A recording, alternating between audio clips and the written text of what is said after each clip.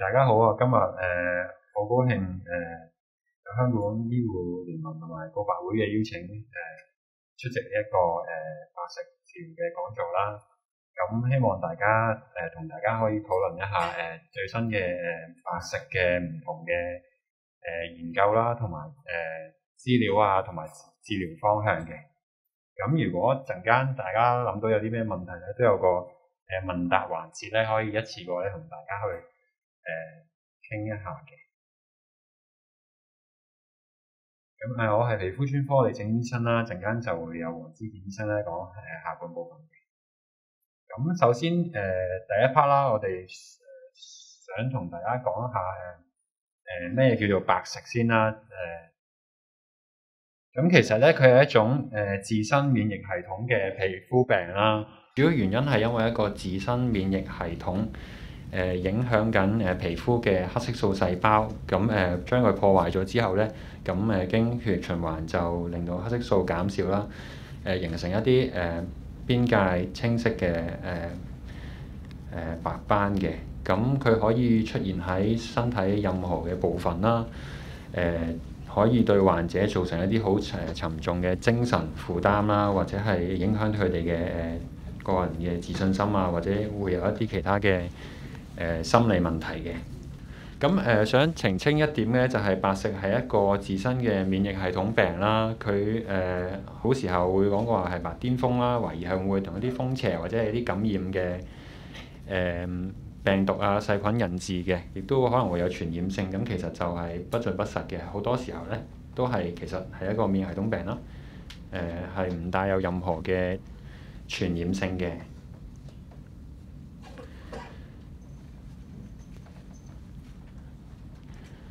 咁呢幅圖咧就講其實係白食咧係喺黑色素免疫系統影響黑色素嘅情況下咧，就造成一啲唔均勻嘅色素啦。點解有時咁頑固咁難醫咧？係因為除咗佢黑色素嘅分泌減少之外咧，亦都喺病理學嘅檢測亦都發現其實根本係連喺免疫系統嘅攻打之下咧，黑色素細胞咧其實係死亡啦，同埋數量係大大減少嘅。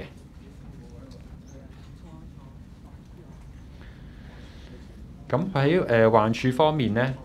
好不幸地啦，好多時候咧出現咧就係一啲比較容易受社交影響或者係與人接觸嘅地方，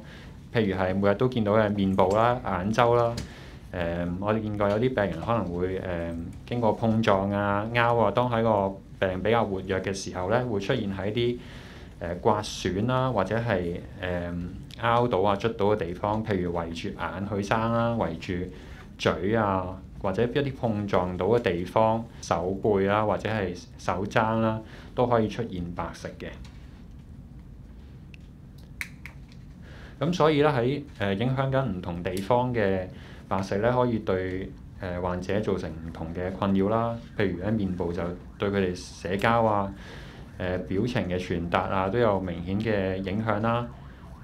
手部可能會有人誤解為一啲傳染性嘅疾病而避免同患者接觸啦，令到佢哋嘅社交嘅信心都會下降啦。咁又或者係身軀啦，令到佢哋譬如做一啲嘅運動，譬如係游水啊，咁都會會出現猶豫嘅情況啦，減低咗對佢哋嘅平時運動嘅參與率咁樣。咁喺確診係白食嘅時候咧，醫生通常會檢查好多唔同嘅特質啦，譬如係白斑位置出現嘅分佈啦，佢哋嘅邊界係咪清晰啦？病係究竟係處於一個活躍嘅期間啦，定係已經係多年嘅一個沉寂嘅病況啦？會唔會係其他一啲表面睇落好似係白食，其實係一啲好常見嘅一啲脫色嘅病啦？譬如係一啲小兒嘅康疹啊，或者係發炎後嘅色素脫落啦，又或者係一啲比較罕見嘅小兒疾病，譬如話一啲結節性遺傳病咁樣嘅。咁呢度大家見到兩幅圖顯示啦，左面咧係一個非截斷性嘅白食啦，右邊係一個截斷性嘅白食嘅。咁我哋見到非截斷性咧顧名思義啦，佢係並不是局部嘅，有時好多時候係較為一個對稱，包括大小啊或者係形狀咧類近嘅位置出現喺患者嘅一個附近嘅地方啦。而截斷性嘅白蝕咧就通常以一個個別嘅形態獨立咁樣去出現嘅。咁其他嘅分別包括截斷性嘅白蝕通常可能會係出現喺較年幼嘅情況下啦，而且佢嘅進展亦都比較快嘅。咁另一個治療上嘅特徵係通常亦都會比較頑固啦，有可能會對治療嘅反應咧會係嚟得比較慢嘅。咁頭先都講過啦，喺治療白蝕嘅第一樣嘢，我哋需要確定佢係真係一個白蝕啦，因為好多唔同嘅病都可以導致皮膚嘅脫色啦，或者係淡色咗嘅。咁常見嘅譬如係一啲嘅汗斑啦，咁汗斑咧都係一種通常喺炎熱多汗嘅季節啦，出現喺一啲心口背脊啊、後頸嘅一啲皮脂腺比較密集嘅地方啊，汗腺比較密集嘅地方啦，咁呢個時候咧真菌咧就會喺一啲汗嘅地方咧就會滋生咁樣，咁形成一啲有鱗屑表皮嘅一啲嘅白斑，通常係一啲白點嘅方式去呈現啦，喺心口背脊咁樣。咁治療同白蝕就當然係完全唔一樣啦，因為呢一個係一個真菌感染啦。一般情況係需要搽一啲外用嘅抗真菌藥膏或者係食藥咁樣嘅。咁其他咧呢個表都講咗，其實差唔多接近20個唔同嘅可能性啦。咁其他咧就包括一啲亦都係真菌感染啦，或者一啲發炎類嘅疾病啦，譬如暗瘡咁樣啦，係一啲本身較深色嘅皮膚人種咧，譬如係亞洲人啊，或者係非洲人啊咁樣，喺發炎過後咧脫色嘅情況咧，由於同附近正常皮膚嘅黑色素對比咧更加大咧，咁所以咧會見到佢個色差會嚟得比較大咧，會更加明顯嘅。咁所以對於呢啲人種嚟講咧，佢發炎後嘅色素脫落咧，會更加似一個白蝕，但係就未必其實真係白蝕嘅。咁另外一啲嘅真菌性嘅毛囊炎啦，喺發炎過後同頭先同樣嘅原理啦，都可以導致一啲嘅淡色嘅情況啦。咁仲有就係頭先講嘅一啲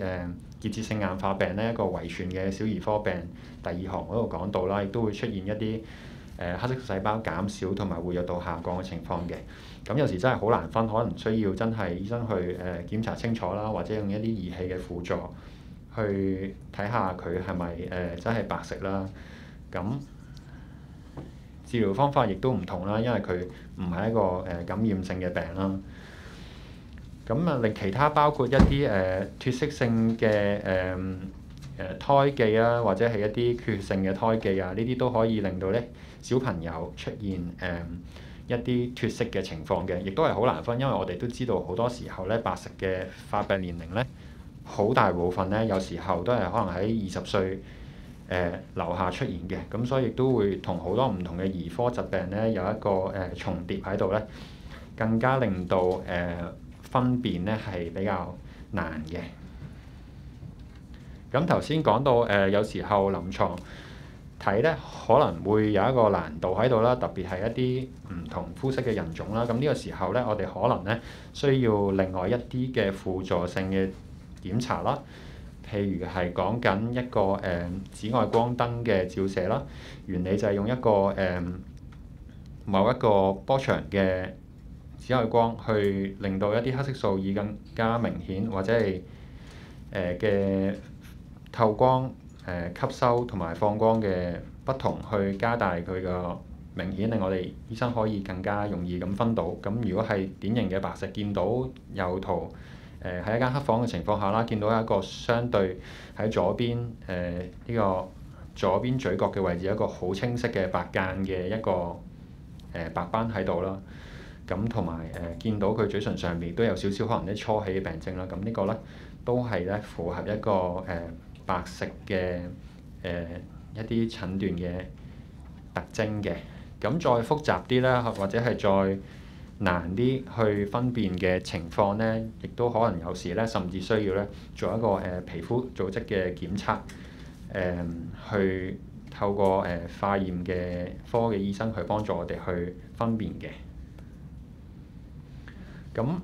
白食都係一個大家我諗相信好多人聽過嘅皮膚病啦。咁佢喺其實全世界嚟講咧，唔同角落啦、唔同嘅民族啦，都發病率咧隨住大家民眾對於一個病嘅認知開始上升啦，亦都係發覺有一個上升嘅趨勢嘅。研究發現嘅發病率咧，全球可以大概高到0.5至2%，咁即係大概差唔多100個人以內咧，可能已經會發現有一個有白食嘅病人啦。咁而喺香港咧，發現嘅病發率亦都係咁上下嘅，大概係0.5至1%啦。咁照乘翻即係人口嚟講，就大概有4萬到嘅。咁但係大家留意，可能呢個數字都未包括好多未確診或者係唔願就醫嘅病人啦。咁所以實際嘅數字咧，有可能係遠遠高於呢一個數字嘅。唔好意思啊。咁第二 part 咧，就想講下咧，白食究竟喺研究發現咧，係咪真係帶俾大家一啲好大或者係乜嘢程度嘅個人啊，或者係社交上啊，或者啲功能上、工作上嘅各項困擾嘅。咁頭先講到啦，我哋要明白到白食其實係一個影響皮膚嘅一個色素嘅病啦。佢可能同其他一啲嘅連帶嘅疾病有關，譬如係甲狀腺病啦。咁呢一方面亦都要醫生去評估佢有冇譬如甲狀腺病啦，或者其他相關嘅連帶嘅疾病啦。咁佢如果我哋放任唔理佢，或者錯過咗一個治療嘅黃金時間咧，有可能咧令到黑色素已經完全係凋亡或者係減少嘅情況下，醫咧效果亦都會冇咁好嘅。咁呢個時候咧，對患者嘅生活品質啦、心理健康咧，亦都會有好大嘅影響啦。咁所以及早求醫同埋盡早去減少免疫系統對佢即係嘅影響咧，咁都可以令佢快啲可以重過正常嘅生活嘅。咁亦都其實越嚟越隨住時間，好多大型嘅研究都指出白食咧會有對患者有多全方位唔同嘅影響啦。譬如會影響佢即係外觀上啦，會令佢冇自信同人社交啦。手部可能會唔願意想同人接觸啦。咁或者一啲私密嘅部位咧，會影響伴侶之間嘅關係啦。咁長期唔理或者不幸地受到大眾嘅污名化咧，亦都可能加深佢哋嘅情緒壓力啦。咁喺一個惡性循環之下，佢哋更加唔願意接受幫助嘅話咧，亦都咧會令呢個病更加難控制，甚至咧出現一啲傷害自己一啲唔好嘅結局啦。咁呢幅圖咧就係講緊頭先所講嘅一啲大型研究啦，牽涉咗好多唔同，包括200幾章研究所講，就頭先所講嘅，包括影響佢睡眠啦、情緒壓力啦、性功能障礙啦、一啲自殘嘅傾向咧。咁所以咧都明顯證明咧呢一個病咧都唔再係一個純粹係一個外觀上嘅感覺啦，亦都會影響患者嘅心理啊，或者長遠嘅身心健康嘅。咁喺經濟上，頭先講過話，除咗生活品質咧，好多時亦都有研究指出咧，病人咧可能因為白食嘅問題咧，好不幸地因為一啲社會嘅誤解咧，譬如手部啦或者面部啦，令到佢哋一啲參與活動嘅工作或者機會咧唔平等啦，少咗工作嘅機會，影響咗佢哋入息嘅。咁呢個時候咧，影響嘅可能係除咗佢自己，亦都佢屋企人啦。咁而呢一樣指標亦都發現影響得最多咧，係尤其是喺年輕嘅患者嘅。而好不幸地，亦都係白食，都係好多時候發病嘅時候，亦都係一個青壯嘅時期嘅患者嘅。咁我亦都見到好多大型嘅研究指出啦，譬如呢一個綜合嘅研究亦都指出咧，包括3000至4000嘅病人顯示咧，亦都見到大部分包括亞洲嘅病人影響咧係最高嘅。咁可能因為佢哋頻繁嘅社交活動啊，或者係色差嘅問題咧，咁對佢哋嘅日常生活嘅影響咧，其實係非常之大嘅。咁除此之外咧，呢幅圖亦都講咗，亦都數字顯示出咧，大部分人咧可以見到咧，佢哋嘅生活質素咧有明顯嘅下降嘅。譬如係一啲當佢哋影響咗一啲親密嘅關係啦、私人關係啦，或者個人嘅運動啊、治療啊、日常工作，或者係一啲工作嘅機會啊，或者係讀書嘅機會，甚至有啲病人咧可能係因為咧連自己可能唯一嘅興趣啊、嗜好，譬如係游水啊，或者係社交，或者係著衫啊咁樣，亦都可能咧會因為白食牽涉嘅位置，令到佢嘅選擇大大減少咧，都影響佢哋嘅情緒壓力嘅。咁頭先呢幅亦都講過啦，佢哋會好多唔同嘅活動啦，譬如話係返工啊、返學啊，咁大部分咧研究數字咧都大概有接近20至25% 咧，覺得佢哋係受到牽連嘅，亦都覺得唔自信或者係平時唔受到接受啦，或者係盡量避免出現喺社交嘅場合出現咧，亦都有接近50%嘅病人嘅。咁之後咧，我哋會講下關於白食嘅治療嘅。咁我哋跟住落嚟咧，就會先講講究竟我哋有啲咩新嘅治療希望啦。咁咧，我哋要首先講新藥之前咧，其實好多時我哋都要了解下舊藥。我相信好多唔同嘅在座嘅聽眾，如果有白食嘅話咧，都可能有試過一啲治療方法嘅。咁譬如我哋最常用嘅就係搽藥膏啦，即係喺傳統嚟講，我哋會用類固醇啦，或者用一啲叫免疫抑制劑啦，個名就叫做鈣調磷鎂酸抑制劑嘅。咁呢兩類藥其實我哋皮膚科醫生都傳統都會用好多，係用嚟醫白色嘅，但係相對效果就相對參差啦。咁而且嗰個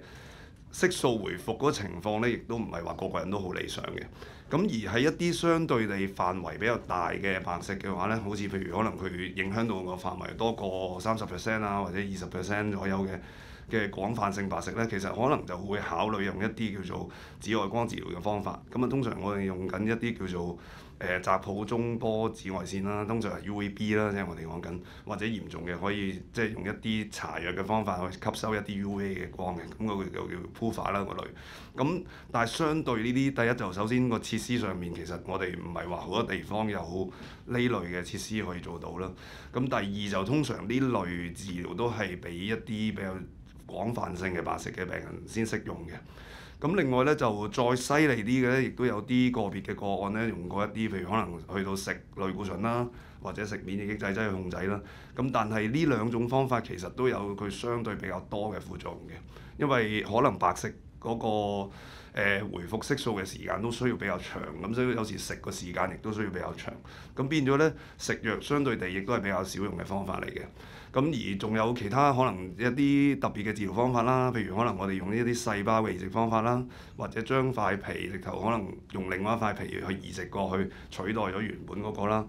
咁喺好極端嘅情況，譬如我哋已經多過90% 嘅皮膚去到有白色嘅情況咧，可能就反而調翻轉用一啲褪色嘅治療啦。咁呢個就唔係話個個人可以接受到嘅。咁當然另外一啲方法就可能我哋譬如化妝啊，如果個色素譬如本身皮膚顏色相對地都係比較偏白嘅，而有白色咧，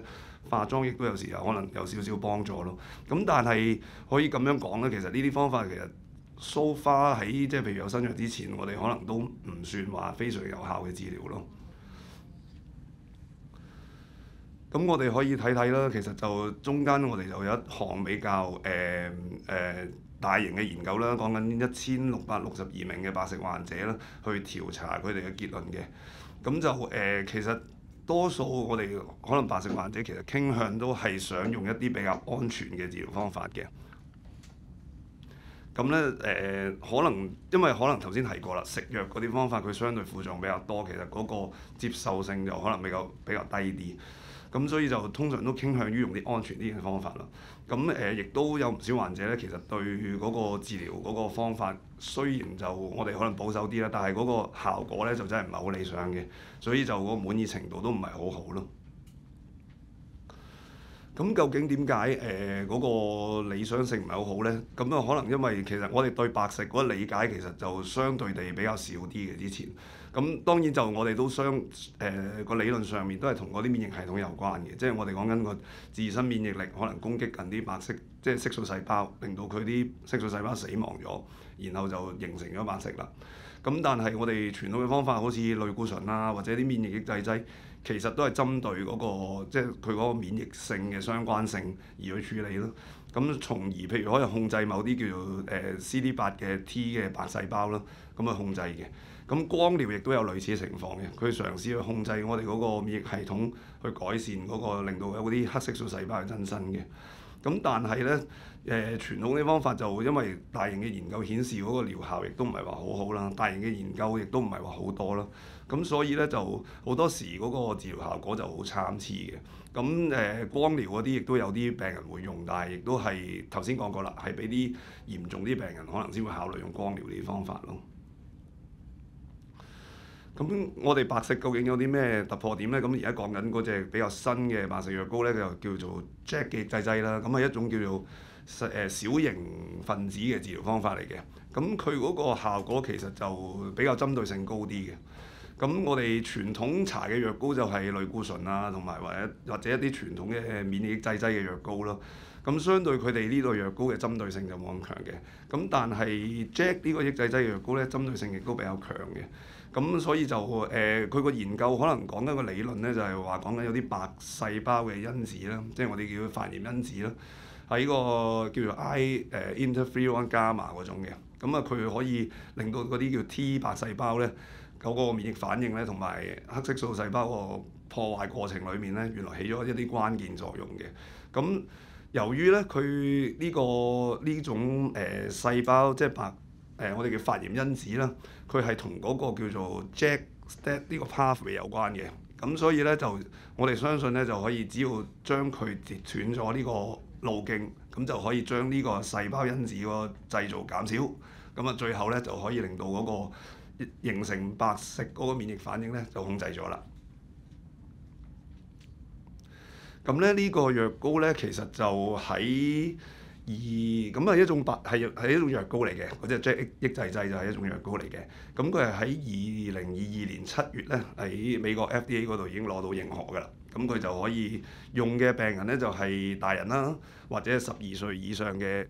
兒童咧，其實喺一啲非截斷型嘅白食咧都可以有個用嚟局部治療嘅。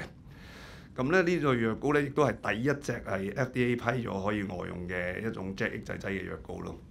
咁所以咧，亦都係第一種藥膏第一種嘅 JAK 抑制劑藥膏係得到 FDA 批准可以用喺醫白食嗰度嘅，係啦。咁而去到2023年嘅2月咧，歐洲個 EMA 啦，即係佢亦都係即係類似歐洲嘅 FDA 啦，咁佢都認可咗可以用喺成人同埋12歲以上嘅兒童身上㗎啦。咁我哋都講大概究竟有啲咩數據可以支持究竟呢一種藥膏可以攞嚟控制白色咧？咁其實佢都做咗一個好大型嘅我哋叫第3期嘅臨床研究啦。咁我哋可以中間牽涉嘅病人亦都唔少嘅。其實就2個研究分別就用咗330個 case 啦，同埋344個 case 嘅。咁就嗰啲我哋講嗰啲樣本嘅病人咧，就係主要係成人啦，同埋12歲以上嘅青少年有呢個非截斷性嘅白色嘅患者嚟嘅。咁有部分亦都個年期比較長啲嘅。咁通常佢哋主要嘅就量度2個時間啦。第一個就係喺24週嗰陣時啦，同埋28週嗰陣時啦。咁另外就再之後咧就會再延伸，可能去到52週嘅。咁但係呢2個研究就主要係24週同埋28週啦。咁我哋就數據嗰度就我哋陣間再睇啦。咁主要睇下相啊，大家比較易認知多啲嘅。咁我哋可以睇下啦。其實就呢個就係 baseline，就即係佢未搽藥膏之前嘅情況嚟嘅。咁佢12個禮拜其實已經有啲效果㗎啦。咁但係去到24週就再明顯啲啦，再縮細咗啦。咁個研究如果拉長去到52週咧，就發覺好多地方都已經好翻㗎啦。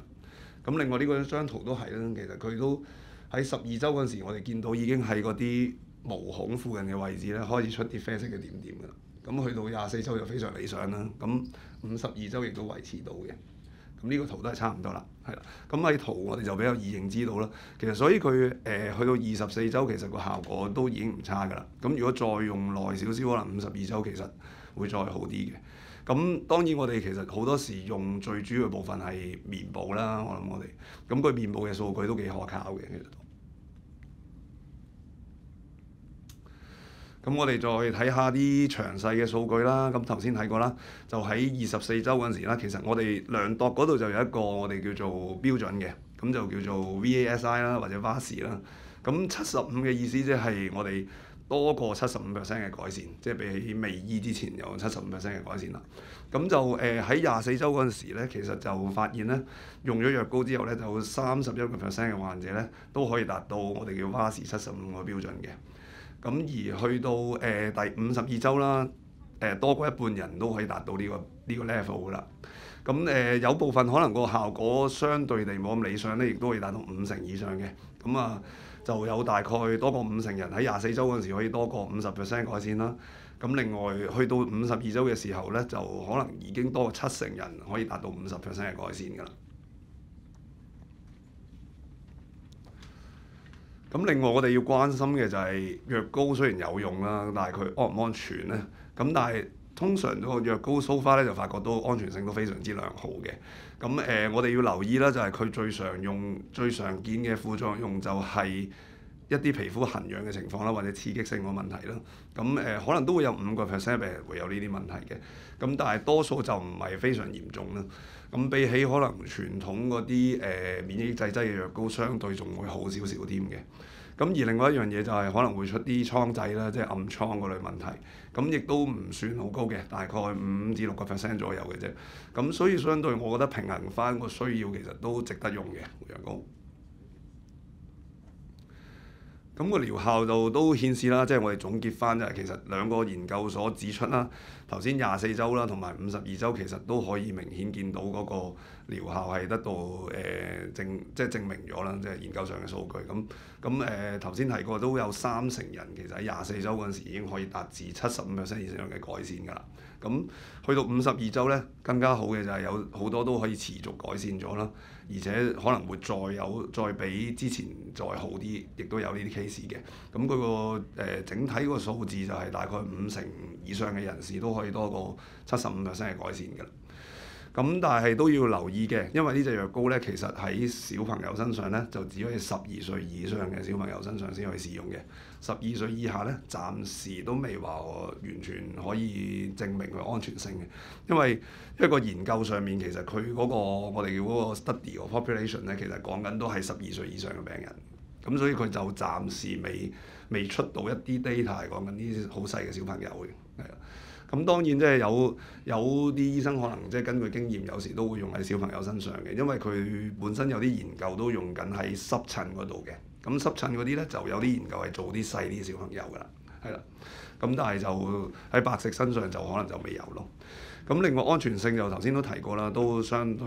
比較安全㗎啦。咁嗰個發生比率都好低嘅，即係有啲好嚴重嘅不良反應。咁就要留意就係嗰啲痕癢嘅問題啦，同埋可能會出瘡仔嗰啲啦。咁佢 Jack 呢隻藥咧食就可能相對地就要即係同茶就有少少唔同嘅，因為如果我哋即係去揾啲數據啊，佢有啲可能喺上網睇，有時有啲資料就講緊嗰啲叫 black box warning 個問題啦。咁但係茶藥膏相對嗰個危險性就低好多嘅。咁最後我哋啱啱講完個藥膏啦，咁我哋都要知道究竟我哋醫到點樣為之即係一個正確嘅態度啦，係咯。咁好多時佢白食嗰個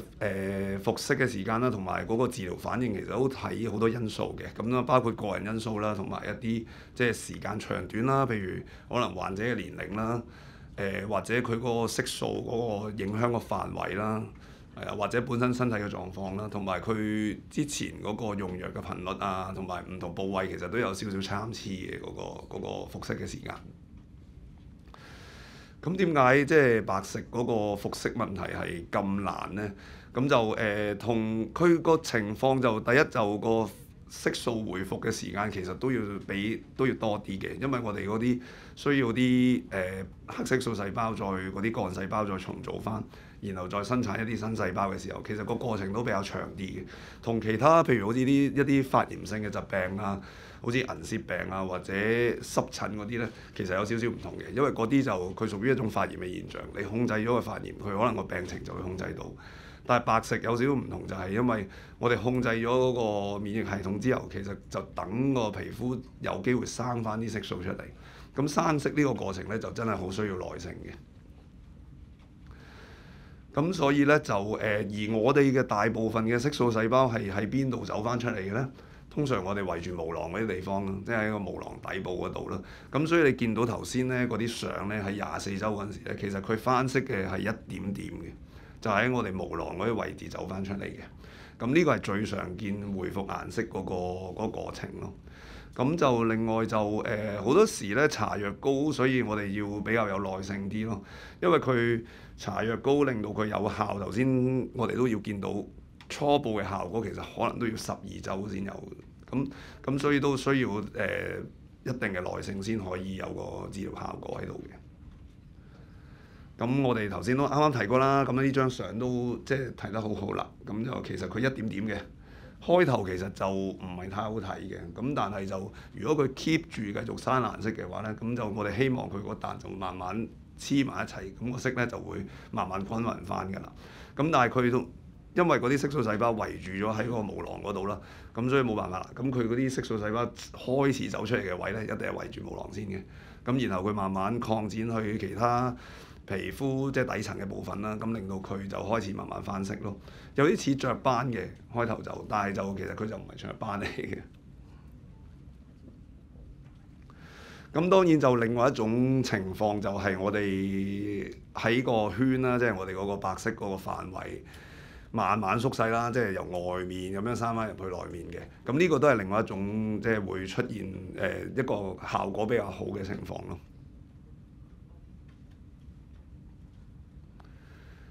咁咧，我哋就頭先即係總結翻啦。其實頭先我哋講緊治療白色啦，好多時而家我哋因為有新藥啦，所以都可能會考慮用一啲外用嘅即係抑制劑啦。咁就研究上面其實都明顯支持到我哋用呢個藥膏去改善白色嘅。不過都要提一提先，我哋要強調一樣嘢就係你究竟用唔用一隻藥膏咧？你真係要睇咗醫生之後先可以用嘅，因為你可能真係未必適合用嘅。譬如你可能身體上面始終個 JAK 抑制劑雖然佢係搽藥膏啦，唔似我哋食藥啦，但係本身佢都有一定嘅一啲我哋叫禁忌症嘅問題嘅。咁所以一定要徵詢咗醫生嘅意見之後，先可以睇下有冇呢啲問題啦。咁然後之後先再食藥咯。